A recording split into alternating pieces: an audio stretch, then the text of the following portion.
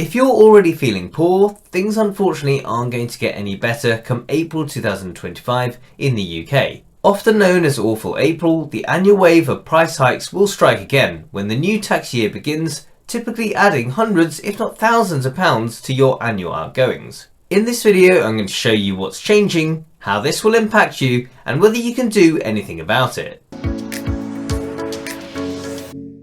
Council tax is a compulsory charge on properties and is set by local authorities to raise money for providing services. These services can include rubbish collection, street lighting, libraries, police and fire services, youth clubs, parks and recreation facilities, and care services. Council tax bills are set to rise by around £100 a year for millions of households in England, Scotland and Wales in April, despite the government increasing the amount of money it gives to councils. But the Local Government Association says council finances remain extremely challenging and warned there could be further cuts to services. Councils in England with responsibility for delivering social care can increase council tax every year by up to 4.99%. However, for 2025-26, the government is letting 6 areas bypass the 4.99% cap. Bradford Council will be allowed a 10% increase, while Newham and Windsor and Maidenhead can both implement a 9% rise. Birmingham, Somerset and Trafford can put up bills by 7.5%. How much you pay depends on your property's council tax band. The more expensive the property, the higher the tax band.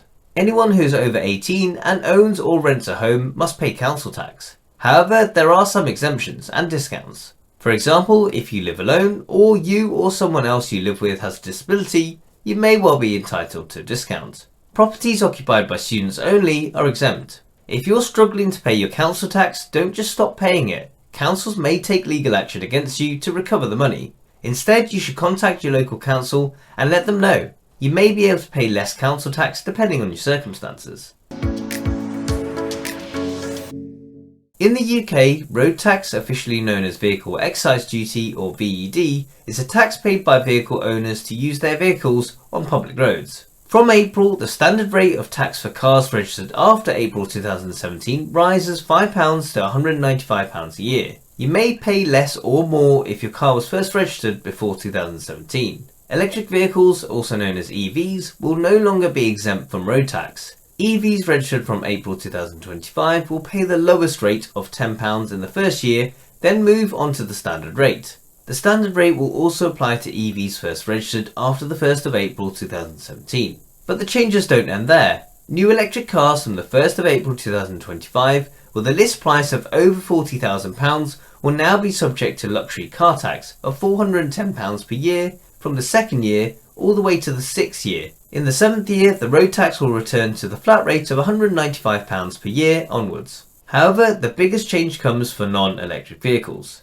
It's not great viewing and follows a strong notion from the government that EVs are what they're backing, and higher emission producing vehicles will be taxed more heavily going forward, as we'll see now. The first year rate starts at £110 per year for the least polluting, all the way up to a massive £5,490 for those emitting over 255 grams per kilometre. And that doesn't even include the luxury car tax if your vehicle is over £40,000. You can reduce needing to pay these increases in road tax by holding onto your older vehicle for that bit longer. And if you're an electric vehicle owner, you can re-tax your vehicle online before the 1st of April 2025 to get another 12 months of free road tax.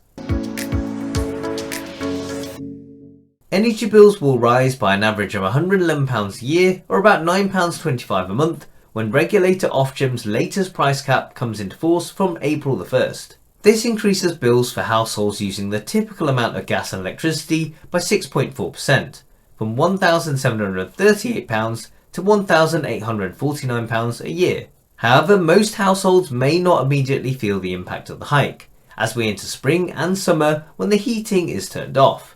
But come winter, it could leave some households struggling to make ends meet, particularly as the winter fuel payment is now only offered to pensioners claiming mean tested benefits. The price cap is a limit on the amount you pay for each unit of gas and electricity you use. So it's not a limit on your overall bills, which are based on how much energy you consume. If you live in a smaller property, you might pay less, and more if you're in a bigger property. You can use the warmer months to build up credit on your account if you pay by direct debit. If you're looking to reduce your overall energy use, you could look at installing solar panels and battery storage to take advantage of the sun and off-peak tariffs to lower your energy bills. This is our 10th year of having solar panels, and after running my numbers, we're estimated to make a profit of £33,520.67, and that's even without considering inflation. If you want to find out more about whether solar panels and battery storage are worth installing, I'll link this video in the end screen where you can check out the financials in detail and how you can get £100 off your solar and battery installation with Octopus Energy. But yes, you've guessed it, the government may well have left the door open to get their hands on your efforts to reduce your energy bills, do your bit for the planet, and improve your finances. Income tax is exempt for domestic microgeneration. However, this page on the .gov website suggests that domestic microgeneration should not significantly exceed your own domestic needs. By significantly exceeds, they've put that figure at a 20% excess. With electric vehicles and heat pumps, I can only see my energy use going up, so don't think this is an issue, but it's just something to be aware of. Stamp duty land tax rates are changing from April, when the temporary increases to the thresholds that were put in place in September 2022 are due to come to an end. Whilst this change will impact everyone planning to move, it's first-time buyers who will be most affected. Currently, first-time buyers pay no stamp duty when buying a home worth up to £425,000. This threshold will drop to £300,000. The maximum purchase price for first-time buyers relief, a reduced stamp duty rate, can be claimed is £625,000 and will return to the previous level of £500,000. The nil rate threshold, which is currently £250,000, will return to the previous level of £125,000. To take advantage of the current stamp duty rates and save yourself on average £6,225 as a first-time buyer and £2,500 as a home mover, you'll need to have completed your property purchase by the 1st of April 2025. Unfortunately, the average time to complete a house purchase in the UK is between 12 and 16 weeks and can sometimes take longer, so unless you've already acted, that ship has probably sailed. Water bills for households in England and Wales are due to go up by around £10 more per month on average, but there's a lot of variation depending on the water company that supplies you. For example, an annual Southern water bill will jump 47% to £703, while Anglican water customers will pay £626 or 19% more. Factors including whether households have a meter and how much water is used will impact bills. These increases will be front-loaded during the first 5 years, meaning households will pay more this year with smaller increases over the following years. Water companies in England and Wales have said the increases are need to invest in creaking infrastructure, including sewage, and to build more reservoirs. It's tricky to save money on your water bills as you can't simply switch supplier, but you could reduce your water consumption. Our supplier, Northumbria Water, offers free water saving kits to provide options to reduce your water use, and yours may too. Access to government support such as the Water Shore scheme are available to those in financial difficulty, so you don't pay extra if you need to use more water due to having a large family or medical condition that requires a lot of water, and you receive income related benefits. There will be a rise in employer national insurance contributions from April. The government uses national insurance to pay for benefits and to help fund the NHS. The rate will rise from 13.8% to 15%, while the threshold at which it is paid will fall from £9,100 to £5,000.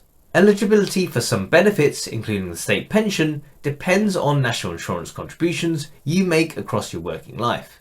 It is paid by employees, employers, and the self-employed across the UK. Those over the state pension age do not pay it, even if they're working. Whilst these rises will mainly affect businesses, it will indirectly affect individuals too. Higher business costs may lead to lower wage growth, fewer jobs, and reduced social care for those with disabilities.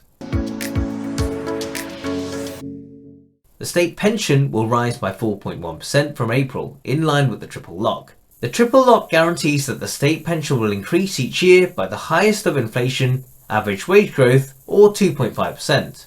Those who receive the full new state pension will get £230.25 a week from April, or £11,973 a year. While this increase will certainly be welcomed, at the same time pensioners need to be wary of being hit with tax bills, as a single state pension is set to exceed the personal allowance of £12,570 by 2027-2028, and that's even if the benefit increases by only 2.5%, which is the lowest possible element of the triple lock guarantee.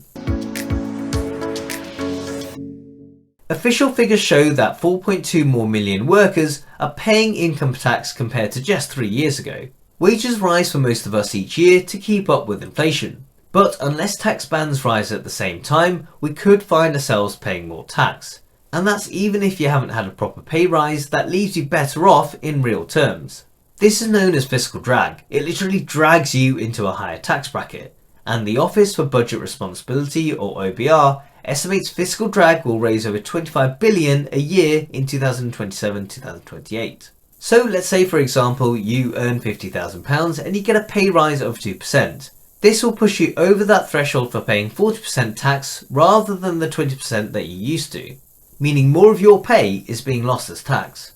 Tax thresholds were frozen in April 2021 and aren't due to rise till 2028. The good news is that there are ways to legally reduce the risk of being dragged into the next tax bracket by paying into your pension to reduce your taxable income, saving more into your ISA, claiming allowable expenses if you're self-employed, donating money to charity, and finally using any unused marriage allowance. And this is even more important given that if you're late paying what you owe in tax, you'll pay a higher interest rate from April. The rate charged from late tax payments will rise from 2.5% to 4% above the base rate. Given that the current base rate is 4.5%, this would see the late payment interest rate stand at 8.5%. So I hope you found that useful, and with these rises around the corner, I've explored 7 ways you can reduce your personal rate of inflation to keep your household finances on track. Thanks for watching, and I'll see you in the next one.